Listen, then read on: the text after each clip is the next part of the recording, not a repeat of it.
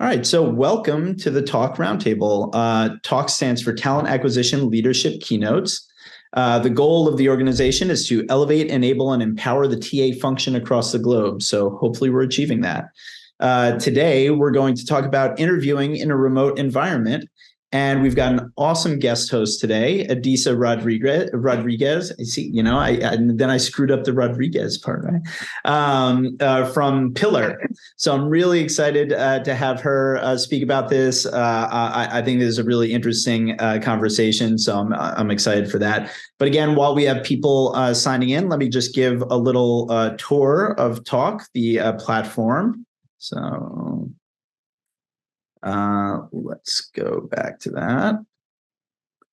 Okay, so if you log into talktalent.com, if you're new and you just got an email and you signed up for the event, we're more than just events. Come onto the platform. There's a full social network surrounding the TA topics. So come in, you'll see all the hot topics in the forums.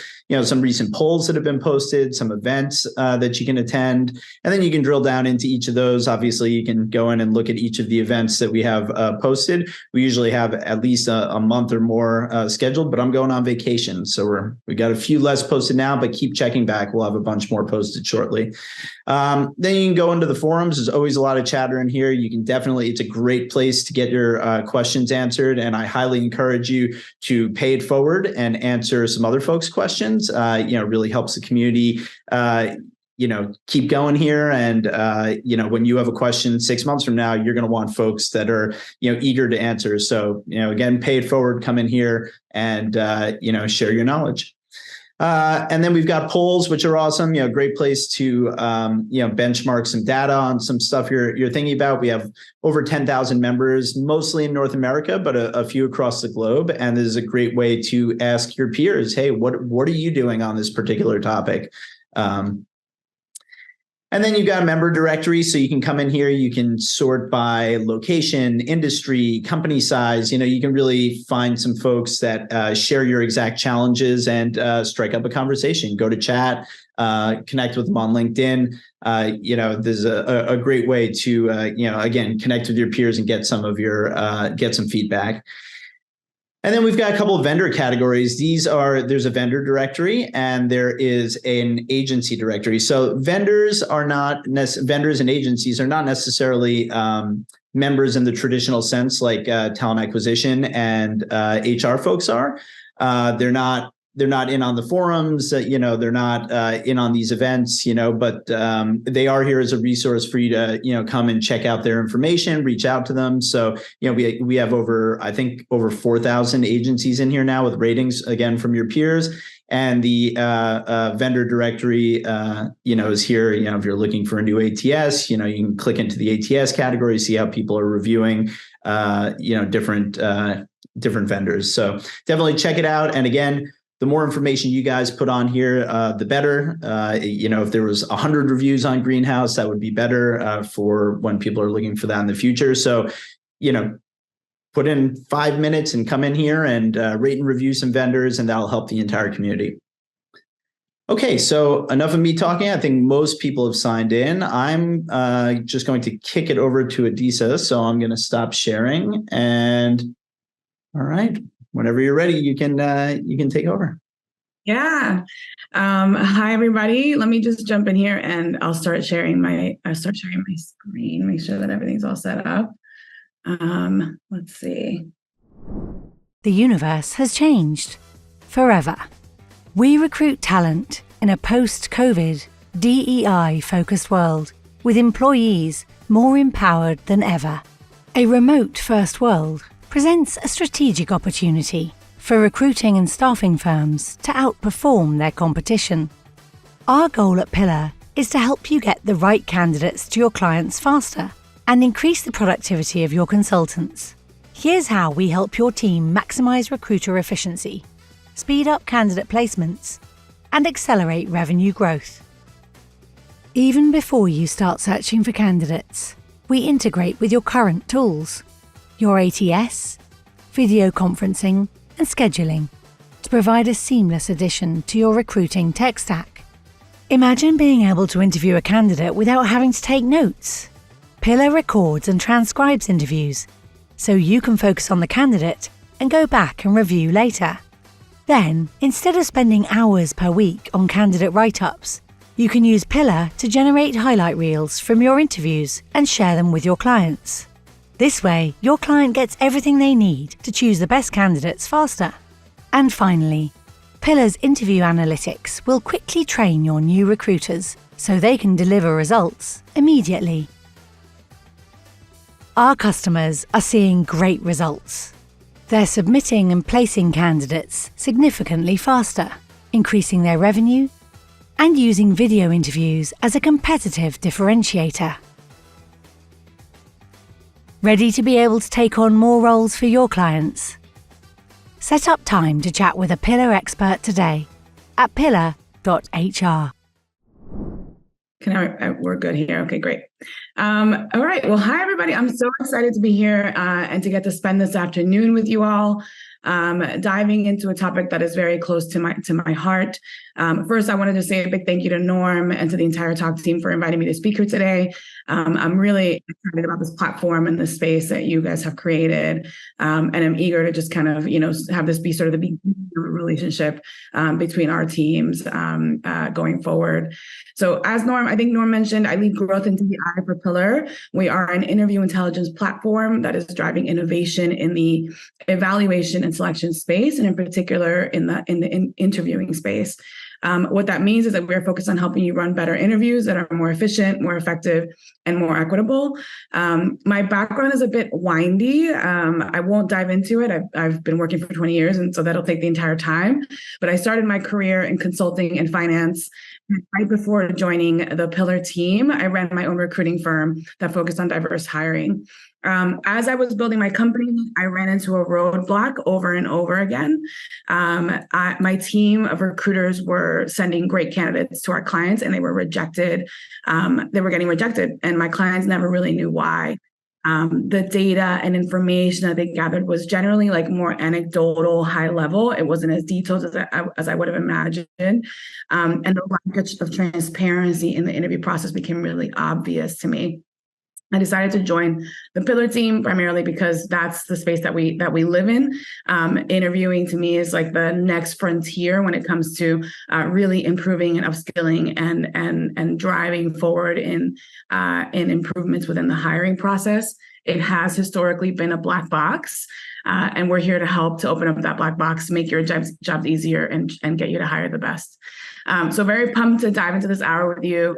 I'm going to really quickly, just high level, kind of do a sort of an agenda-ish of the topics that we will cover together today.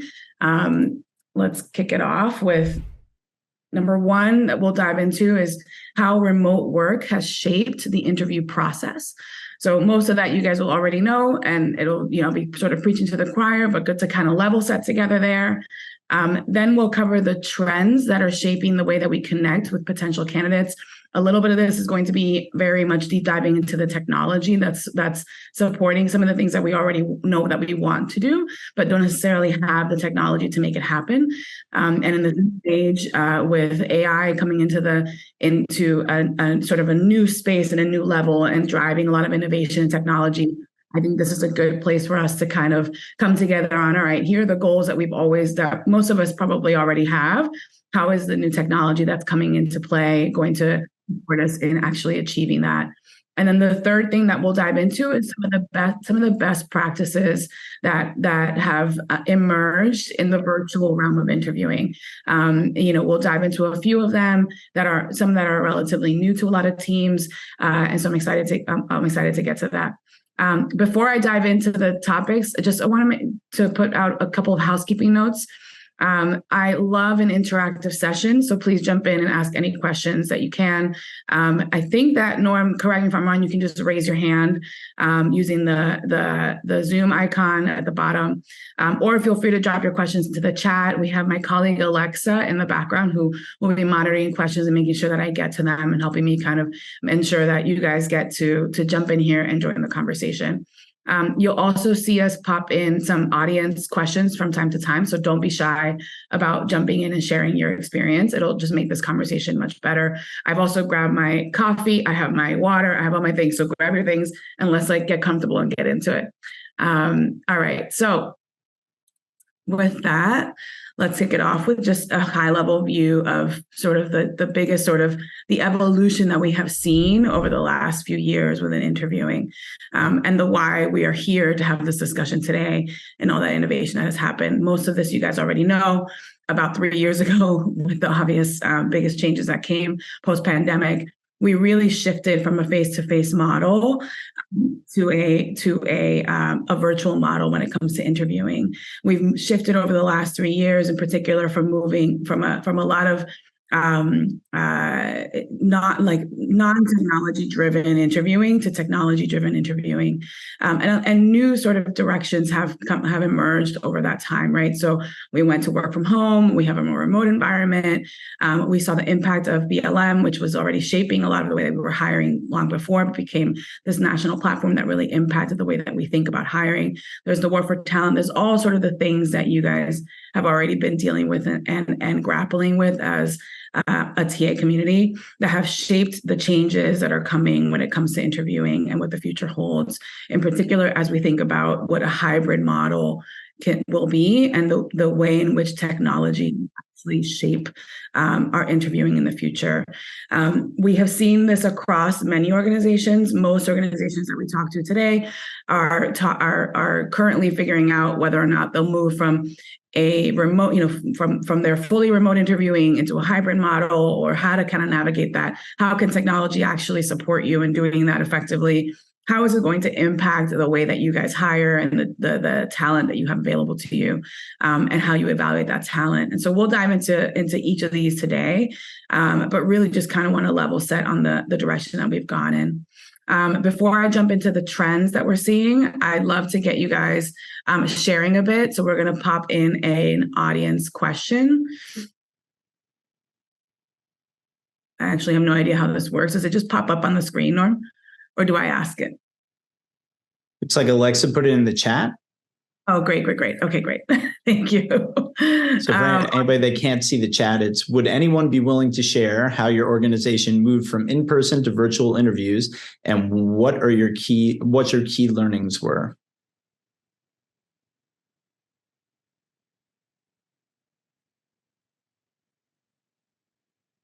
So Adisa, do you want people to just call that out? Because people are not polite with me. They don't raise their hands. I encourage people to scream out. So if you want that. Please. Yeah. Let's do that. That's great. I'll stop sharing so we can all see each other's faces for a minute. Would anyone be willing to share how your organization moved from in-person to virtual interviews and what your key learnings were? Yeah, I'm happy to share. I'm Chris Costa. I'm a senior recruiter with A&E Networks. And I had started with the company 3 months prior to pandemic. And our model was the in-person interview, first round, second round in person with multiple people, maybe a third round with multiple people, and getting the rooms booked and all that kind of stuff. And we're in New York City, so obviously making people travel in was a hardship. And we went to full remote after, March 20th or whatever it was, and have kept that. Some managers are pushing back now, asking for in person, and we're saying no, absolutely not. So I think the main learning we had was made life a lot easier. I think it made things a little fairer too, because we didn't have the whole, I met him and I didn't really like his handshake, or he didn't have eye contact with me in the meeting, in the 6 different people that met, right? So we kind of got away from that panel interview with multiple people in a room. And we even got rid of it from a virtual perspective too, of not having people, 3, 4 people, on a Teams. So it made the process a lot more efficient and a lot faster, actually, in my view, because obviously doing phone interviews and virtual interviews and not having that travel nightmare made things a lot easier and a lot faster. Anybody here who's seen, Chris, I appreciate you sharing that. Anybody here who's seen the opposite happen, where teams are eager to go back to in-person interviewing?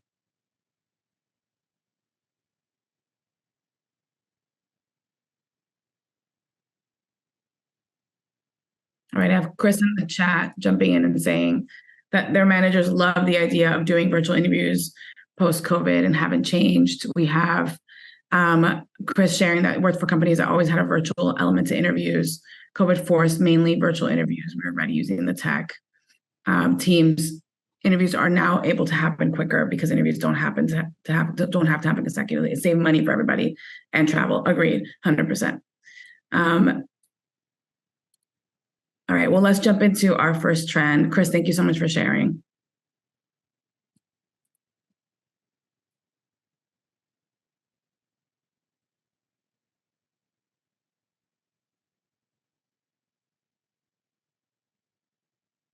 All right, so what we'll start today is around insights-based hiring and how the technology is enabling us to think about this differently. We are no longer, really running interviews in a black box. There's an opportunity to capture more insights throughout the interview now that they've gone into a virtual space. The days of trusting your gut or hiring because you liked a candidate, or really not having a lot of data or information to back up your decision making are really behind us. The best candidate may not be the obvious candidate. So the more data that we have to inform the interview process, the stronger we are seeing interviews shape up. And while this has been a trend in general over time, the way that AI is allowing for better insights today is by creating a more consistent interview process for teams where there's more transparency. To dive into a little bit of something that we'll talk about later is that many teams are now recording their interviews. They're using these recordings to surface information and capture information that they otherwise wouldn't have captured. And I'll dive into that as a best practice later, but it'll help to kind of shape this conversation a bit if I share that now, so that it can be clear how we're able to get a lot of these insights. With recorded interviews, teams are able to faster evaluate candidates. They're able to capture more information and share that information. Even data as simple as is my team asking the questions that I'm expecting them to ask? Are we completing our scorecards as quickly as we could? AI is really helping to make that faster and more efficient. We're seeing teams that are now better able to calibrate the ways in which they evaluate a candidate for skills and the questions that they're asking. So Chris, to your point around, having panel interviews where you have multiple stakeholders, now with interview intelligence and with AI involved in the process, you can involve, more stakeholders into your journey without actually dragging a candidate into the process, because they can actually listen to highlights, listen to clips from an interview, and share that with their team ahead of an interview. For example, we've seen teams that are able to now take that information and share it with senior leadership, so that senior leadership can opine. They don't have to chase schedule a senior interview. It's allowing multiple stakeholders to jump in. And so what you're seeing is that teams are armed with better information, and I'll dive into this in a minute, but they're armed with better information on the candidate, the interview, and how those interviews actually were shaped out, and what information they were able to get from those interviews. They're also able to use that information to better train their teams, which I'll speak to in a minute as well. For our second trend, I'll jump in here as well. We are actually, I'll ask in the chat if you guys can share how many interview rounds the majority of your candidates go through. And what I typically hear is that it's 4 to 5, right? It's like the sort of golden 3 to 4. Some teams I'll hear are still in the world of running, 8 interviews and putting in the candidates through a really long process. But most of us have kind of come to the realization to the point within our organizations where we know that fewer interviews is the direction to go into. But what I want to talk about today is that fewer is one direction and better is another sort of clear trend that is emerging in the space. We've all talked about. I'm checking to see. Yeah, I'm seeing the 2 to 3 in the chat, 3 to 4, 2 occasionally, 2 to 3. So we're seeing. Is that high volume, Jillian and Cheryl and Chris? Where you guys are seeing 2? If you won't mind sharing in the chat, if that's, or sharing here in the conversation, if those are high volume, that'd be great.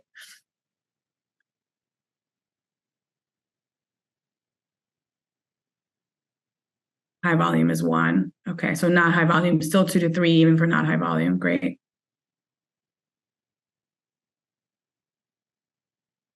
Most of our jobs are 2 or 3, technical engineering and admin. Great. So really fewer is great. Better is even better, right? So we're going to talk about what it means to use this technology to really take a view of what better really means. Now that means to us, especially within interview intelligence and how teams are using this, it means that you're not repeating the same questions over and over again. So your candidate has a much more streamlined experience. Everyone is well aligned in their journey for what their specific questions are and what focus areas they're going to be focusing on. When we're sharing highlights from an interview, from interviewer to interviewer, they are better prepared for the candidate when they jump into a conversation. And so this is where I like to share kind of my own experience interviewing, using interview intelligence. So it was obviously interviewing with Pillar, but it could have been any organization that's using interview intelligence. For me, by the end of my three rounds, I met with our CEO, and he knew my husband's name. He knew that he was deployed with the Army. He knew my dog's name, and he knew almost every detail that I had already shared with the team. And he was able to do that with like a 10-minute review of my candidate summary within the technology. And so that personalized the conversation so much more for me, because I was able to see that obviously that they had done their homework on me and had really kind of followed me through that conversation. And so the way that you're really using the interview time, that limited time that you have with a candidate to the max, there's only so much that you can do when you are relying on written on written notes or on anecdotal storytelling between interviewer to interviewer. If you have data to back up the interview, data to share, teams are just much more effective at creating a more holistic view of a candidate, and the ability to share across teams makes that whole process much more efficient. The other thing that you'll find when we talk about better is that with interview intelligence, you are diving deeper into the areas of interest or concern. So, for example, we will see our customers tweak their next interview plan or add additional questions to their next interview plan because something came up in the previous interview that they wanted to dive into. But they can only really know this with that data being surfaced through AI. Which is critical. Really diving deeper is what allows you to make a better decision. And often it's hard for hiring managers or for interviewers to really see a full candidate story when they're meeting with a lot of candidates. This is not their full-time job. It's incredibly overwhelming to then be able to remember every single candidate and give them a fair shot.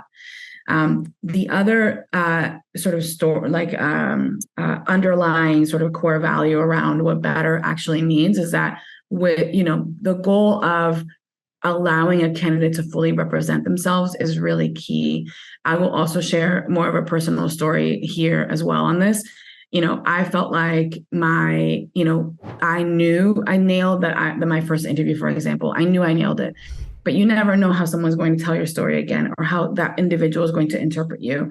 And so knowing that my recording was going to be included in the submission of my interview summary was really important to me because I knew that I would be well represented. And so candidates are looking to be well represented throughout the interview process. They're looking for that personalized experience. They're looking to not have the same questions repeated over and over again. And they're looking for a more in-depth conversation with their interviewers. And doing that without wasting time is really hard, right? Most people will be like, oh, well, I guess I'll have to do more interviewing. But with the technology that's available today in the market, it doesn't require more interviews. It just requires more intelligence in the interview process. Any comments or questions on that before I get into the next trend?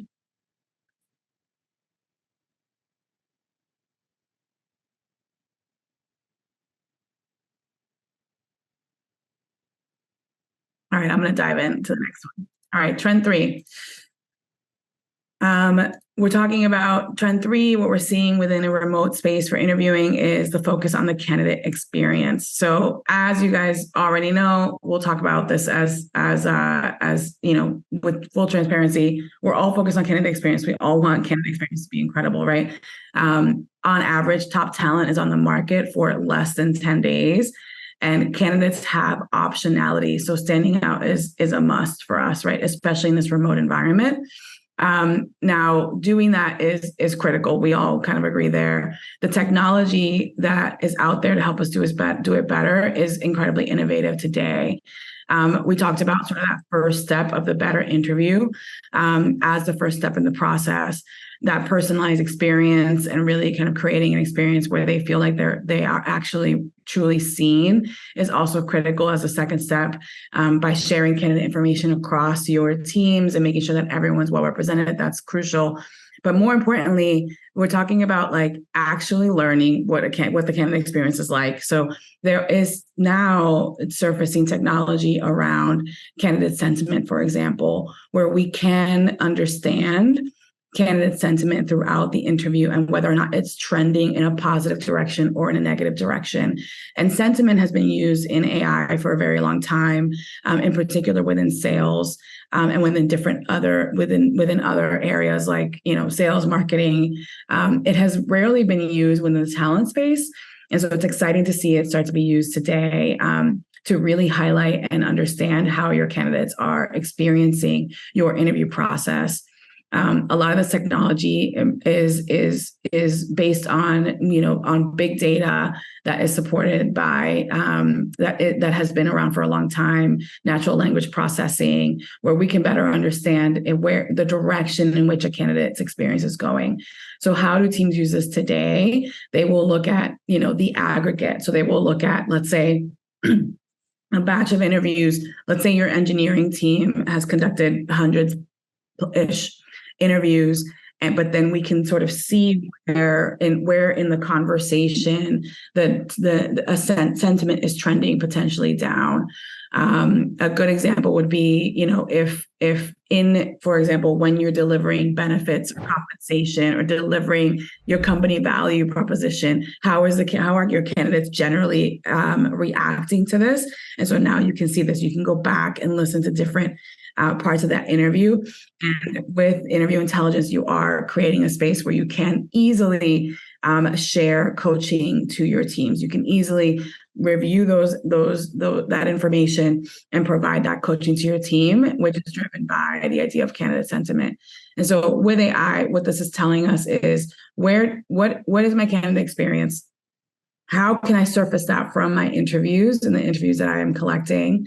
How do I use that information now to coach them so that they are stronger at it? How do I say, okay, how are my teams delivering my brand story?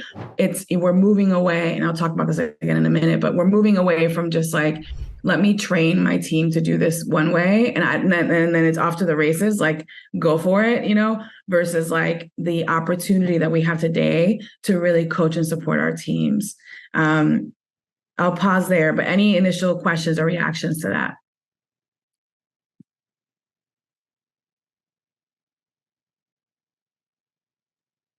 I'll stop the share so it'll put all of our faces there. Another version of that question: what are your challenges? What challenges are you seeing in creating a positive candidate experience?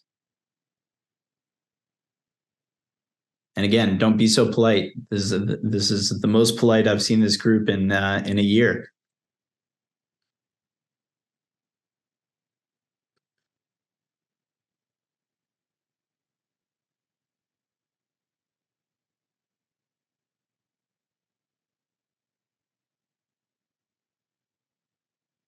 Hi, this is Jennifer Steinbrenner. I don't know if I would say that we particularly have a lot of challenges. We were already doing some video interviewing before the pandemic, so we were able to transition pretty easily.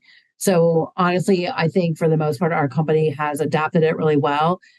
I would just say the only thing that I think is important is that if we are taking time to do video interviews with all of these people, and for whatever reason, if they're not the best qualified candidate and someone else is accepted for the role, I think it's important to send them like a personal email, not just a system generated email, and just thanking them for their time. Yes, they're not getting in a car and, getting dressed and driving to the office to interview, but I feel like we have to do things like that to have a little bit more of a personal touch in the process, so that people do feel like their feelings are listened to and they're heard, I guess, because candidate experience is hugely critical at our company. So I think that's what we are trying to do.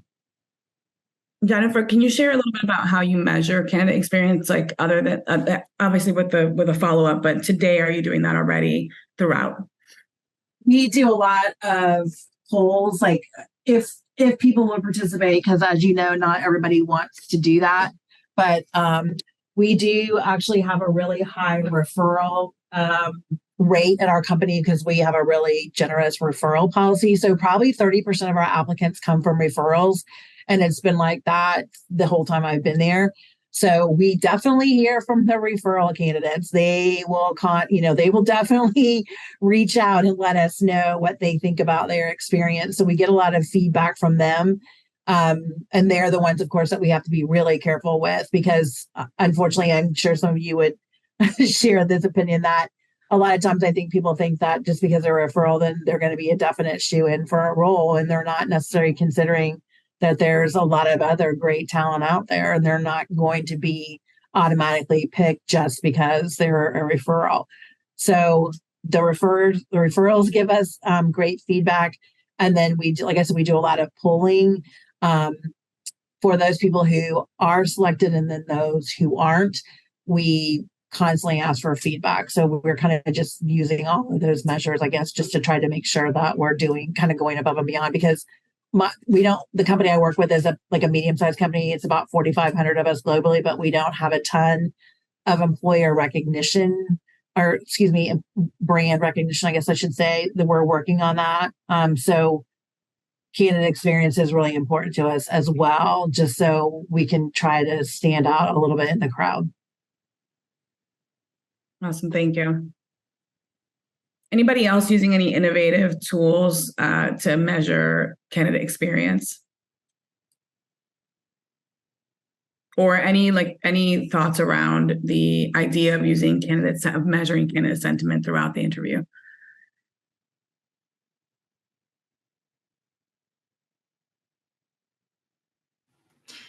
This is Sarah Tice. I like the idea of measuring candidate sentiment along the journey, because you really can find those opportunities to strengthen or streamline and find some of those things. For our organization, maybe not too innovative, but we do a really robust survey for those who are hired. So all of our new hires get a survey, and it's wrapped into kind of their whole new hire experience. So we can kind of get a sense of what their pre-hire and onboarding is. But we do ask some pretty specific questions around their recruitment experience. And then we actually also survey our hiring managers to understand what their experience is working with our recruitment team. Hi, it's Jennifer again. I would definitely concur with Sarah. We also send out surveys to all of the hiring managers that we work with after each, of the individuals are hired for these roles, or just we do internal client service we call them ICSEs, internal client service evaluations. So we're constantly asking for feedback from the business side, whatever we can do to do a better job, there's lots of open-ended questions as well as questions that they can, rank, strongly agree, disagree, etc. So yeah, client service is like huge at our company, internal and external. So we're always getting surveys for everything. Yeah, no, I can appreciate that. I think what you will see available to you soon, or that is available already to you, is if is truly measuring it from the candidate perspective versus post experience, something that's delayed, which will be an interesting kind of direction that teams will go in to be able to surface that kind of information. All right, let me share. Let me move on to my next trend before I start to run out of time. All right, so the last trend, and thank you both for sharing that. For the last trend, I'm going to talk about interviewer coaching and the impact that current technology is having on interviewer coaching. It's no longer a once a year thing. I'd love for you guys to jump in here and share sort of how you guys do your training and your coaching. But with the trends around interviewing and interview intelligence, what you're seeing is that with AI, you can continuously coach your team.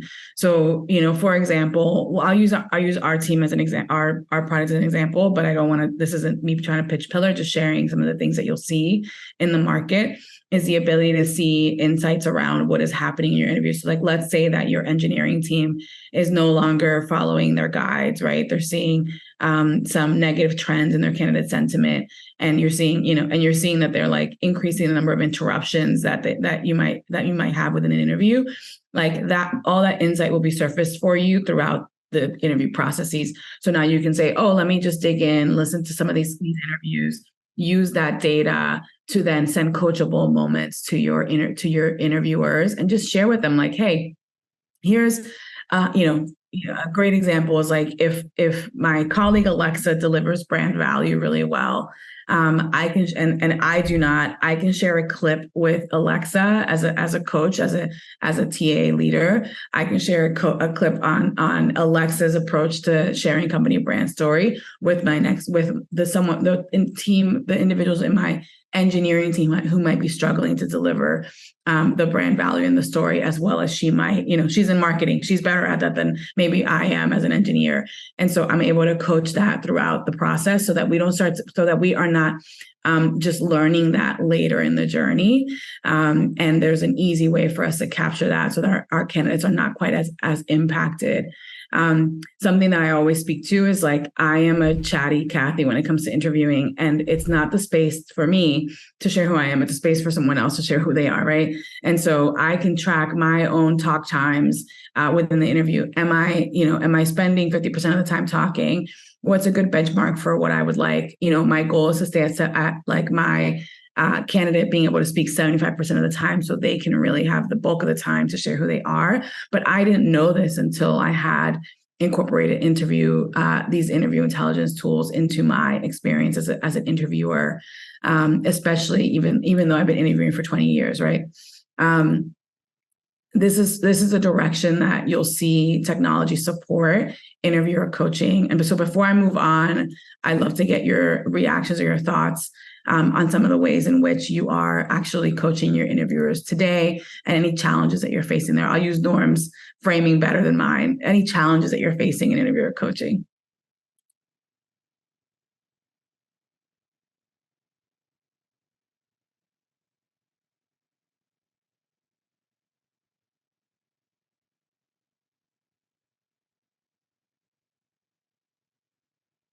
Got it all figured out, huh? We have a shy group today. All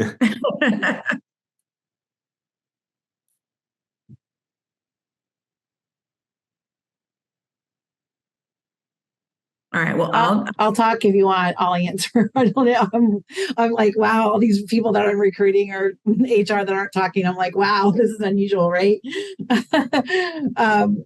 We do a lot of interview training in our company because we have an issue where we're concerned. Like, obviously, we do the initial interviewing, and sometimes we're still involved with the process as it goes along, but typically we're not involved in every interview. So we obviously have concerns.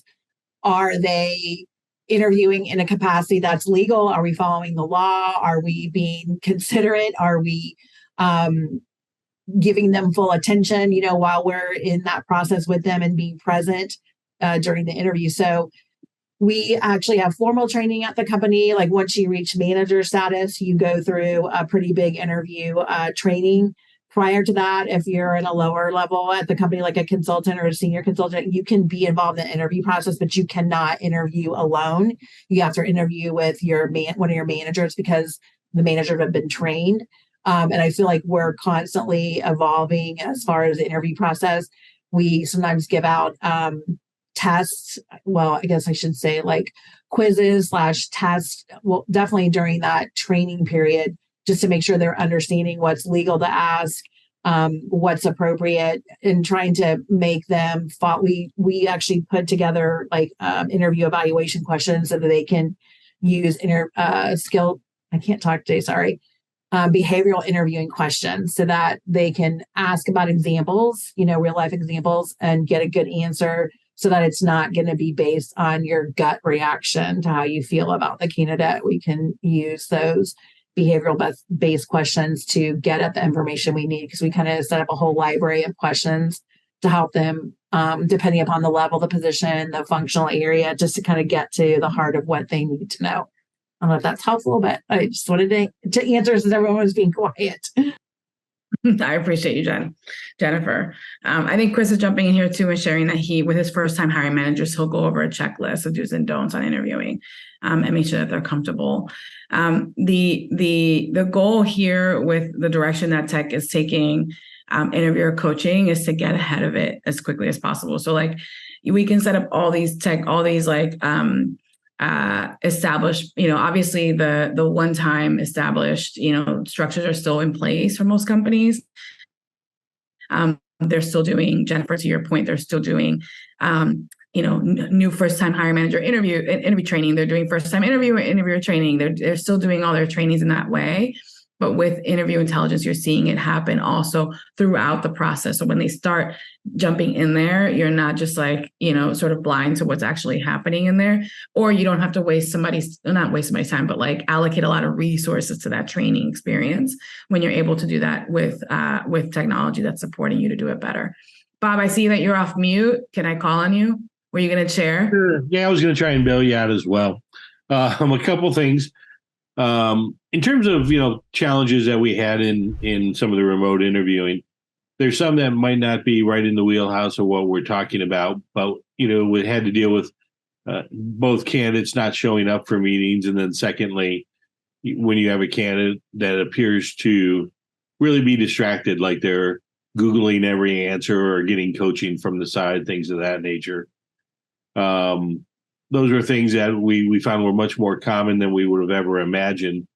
And actually we're able to spot some people that were not true candidates. But in terms of both candidate experience and being able to get more actionable insights, we found one of the things, is making sure candidates are comfortable and having that sort of preparing them as best you can, either prior to that call, through your email and your scheduling, whether it's material or links to look at, but then also opening up the interview with an agenda. I'm going to cover a little bit about who I am, then we'll talk about the team, the product, the company, and then we'll drill down on some technical things and then also some situational questions. We found we got tremendously better information. And then secondly, trying to focus those in regards to being open-ended questions where possible, as opposed to close-ended, because you're going to get a lot more information by asking, somebody, tell me what you did with X programming language in terms of the scope of the project in your part versus, do you program in that language? So those are the things that really helped us ensure we were getting the information we needed in the interviews. I got you, Bob. Thank you for that. I'm seeing in the chat also, Sarah and Jennifer mentioning their inclusive training and unconscious bias training.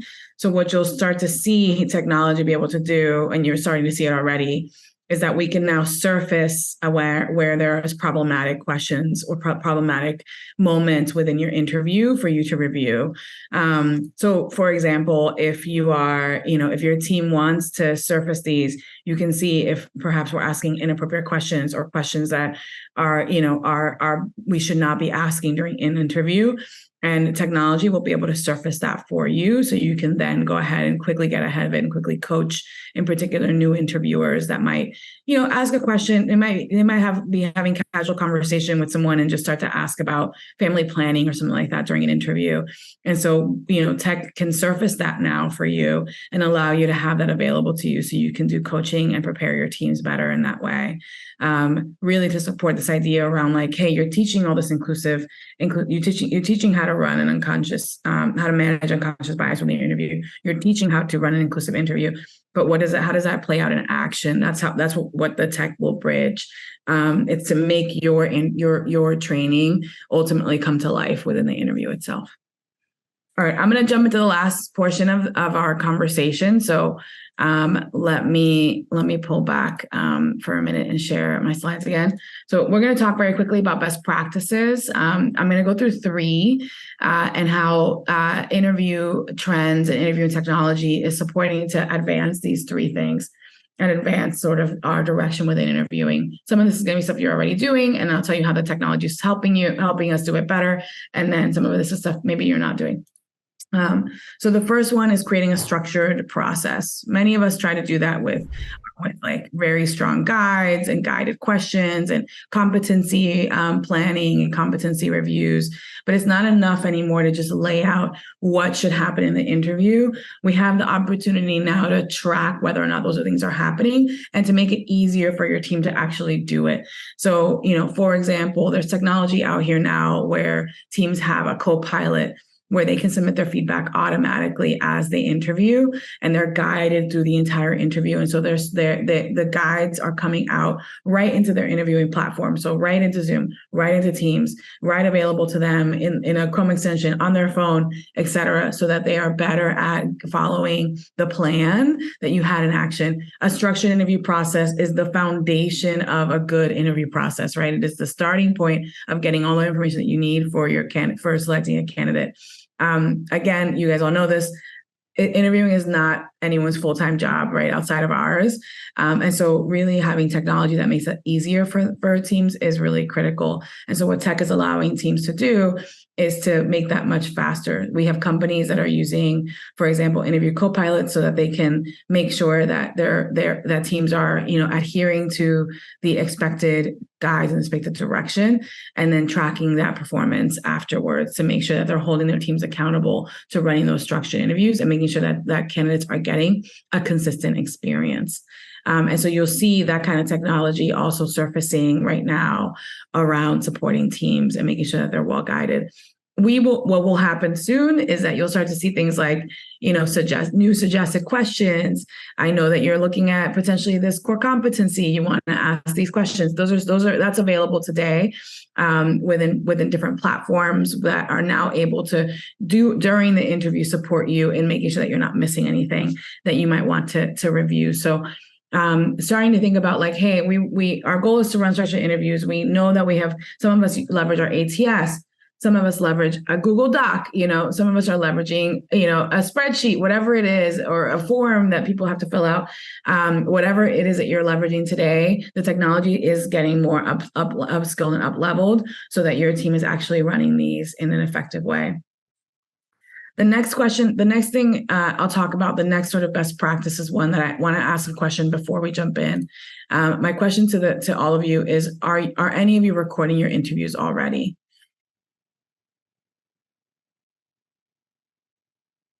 I'll stop the share.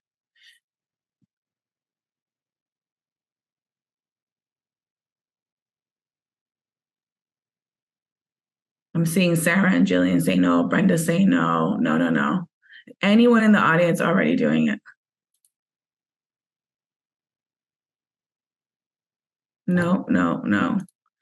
Any resistance right now? Have you guys anybody discussed it? I have Sarah saying some tech assessments. Yes, we see it there. And then USR 1C4 is saying I have done some in the past.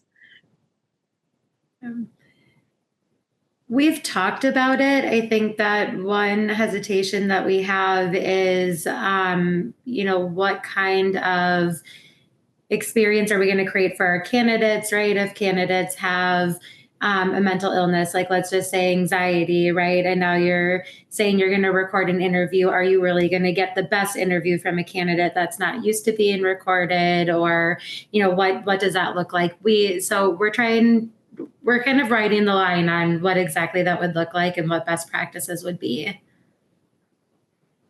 Gotcha, Sarah. Anyone else? I appreciate you sharing that.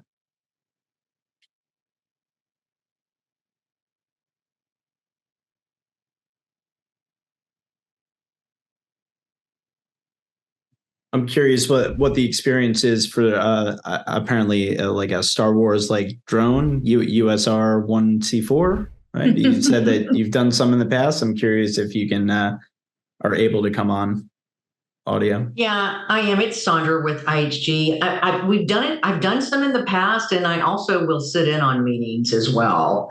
So I've done a little bit of both, and it actually has been really eye-opening. Every once in a while I have a team and they want to like put 6 people on an interview of one person. So to me, it turns out to be more of an interrogation, which I don't like at all. And we just don't do business like that at IHG. We want to make it a great candidate experience. So I've done a little bit of both. I'm real big on recording my strategy meetings that I have with my hiring managers. But I don't record all of the interviews. It might be a really great idea because, if you do it on Teams, it'll come out in transcript as well as the recording itself. So anyways. Oh, perfect. I appreciate you sharing that a bit. It is what we're seeing happen more and more in the market. Recording our interviews. There is, to your point, Sarah, and I think Jennifer jumped in here too. There are teams that are evaluating this right now, and there's a lot of like potential anxiety or fear around like how will this impact my candidates. What many teams are seeing is that the reactions have been incredibly positive from candidates, and that the value and the impact to their experience and your ability to run a better process is so far outweighs the areas in which you need to mitigate a bit in order to make sure that it's a good experience for everybody as well. To your point around inclusivity, many times what teams are seeing is that they're able to catch more issues around inclusivity because they're able to see the interviews versus if they weren't able to actually see what's going on in the interviews. And so there's a critical balance that teams are weighing right now, which is how do I run a more inclusive process without really knowing what's happening in the process? And how do I know what's happening in the process without isolating some candidates? Candidates have the option to opt out often from recordings, which is totally fine. And we'll see a lot of really positive feedback from candidates after their interviews are completed, where ultimately the entire process is very different when you're thinking about that and doing it, and actually doing it yourself. So what you're seeing right now is that the market is shifting in this direction because of all of the benefits that are coming from doing that. Years ago, there was a time, I'm in sales. So there was a time in sales where we didn't record our sales calls.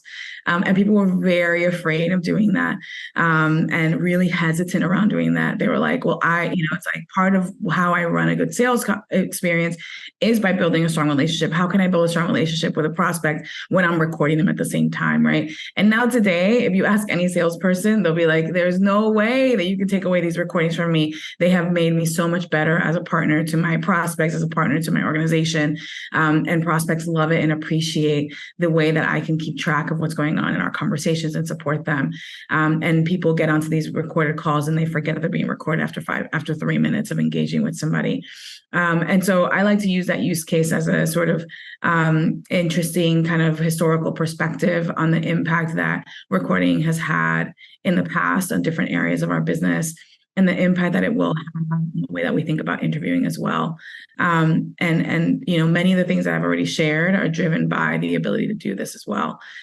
So I'm excited to see how teams start to evolve and think about how do we leverage this because we know that there's a lot of value to it, but do it our way, do it with our considerations in mind, protect our candidates and make sure that we're protecting our candidates in the way that we feel like is best, and ensuring that they're still getting a great experience through that. All right, so let me jump into the last best practice, and then we'll wrap up today. So the last thing I want to make sure that I'm sharing is the way in which technology is supporting you in collecting feedback faster.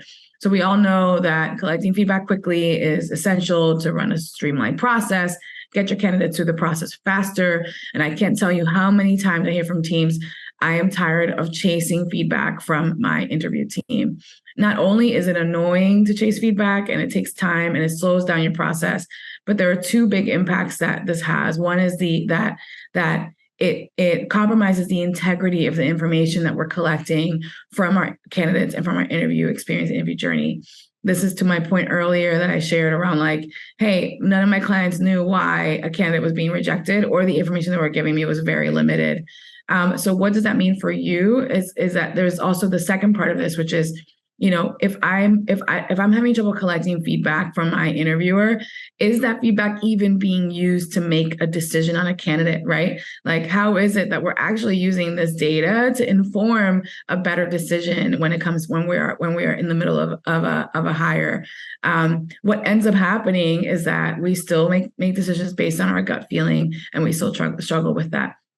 What interview intelligence is doing and the trends that we're seeing in technology that's supporting the interview process is that we're collecting that feedback in real time. That feedback is being collected as you interview. So there's no more chasing of interview feedback. There's no more sort of stress around that. That is all collected in real time in that conversation and submitted automatically back into your ATS, so you don't have to stress about chasing it. The other thing that technology is allowing for you to do is to link the feedback that's collected. So like, let's say I score a candidate a 4 on a 5, let's say on a 4 on a 5 scale for a particular skill set. If that is out of line with the rest of the way in which other interviewers have evaluated that candidate, now teams are going back and listening to what that interviewer heard so that they can calibrate better as a team. I often have my CEO be like, I don't think that this was really a 4, Adisa. Here's my feedback for you on this. And then I can take that feedback, and it has made me a much better interviewer throughout the time that I have been at Pillar. So another sort of tool and technology or area of your interview process where technology is going to really streamline things for you and make them easier as you go forward. All right. That's all that I wanted to cover today. I thank you so much for having me. I know that we had a relatively quiet crowd today. It's okay. I understand it. I'm married to an introvert. It's fine. But please know that we are here to answer any of your questions. If you have them, you can feel free to reach out to me directly. I'm Adisa at pillar.hr for any questions. If you want to explore this type of technology a little bit further or experiment, you can definitely hit me up. And I'll make myself fully available to you. We'll have a webinar next week as a team as well if you want to join us there. So a lot coming from Pillar in particular. So thank you again for the opportunity to spend an afternoon with you, to have my coffee with you. It was awesome to be here. Awesome. Thank you so much, Adisa. Yeah, this was really informative. I threw the website address in the chat. I threw your email in the chat, and there'll be a follow-up. So, you guys will all have the information in your email shortly. So awesome. Thank you so much. I really appreciate it. And any final thoughts, questions before we go? All right. Awesome. Well, we'll see you again next week, or maybe not next week. Check the schedule. We'll see you again shortly. I'm on vacation. I don't know when. I just go when my wife tells me to go. So I'll see you soon. Thanks again. Thank you. Thanks. Have a great day. Thank you. Bye-bye. Bye-bye. Thank you.